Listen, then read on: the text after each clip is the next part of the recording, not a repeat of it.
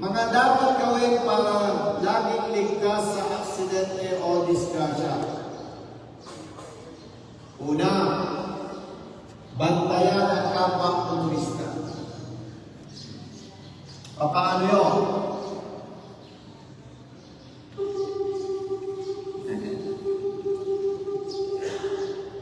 Bakit speed ko?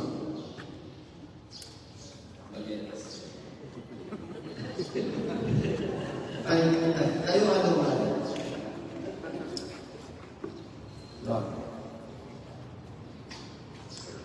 Pag senyas ko, lakad ka. Ang sabi ni Karen Busita, bantayan ang kapwa motorista.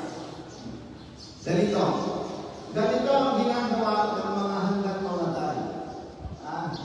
Ito ang ginagawa ng hanggang mamatay. Intersection. Ako, Ojongan Road. Siya Barangay Road. Pag senyas ko bro, lakad ka. Pasok. Boom. See? Balik. Intersection, wala kang pakialam. Tricycle driver, pumasok doon sa dadaanan mo. Patay buhay. Patay. Binata, pwede? Pwede. Uy, galing mo. Exempted excuse ka eh.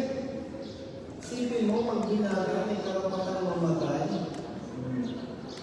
Ulitin ko ganito ang estilo ng mga handang mamatay.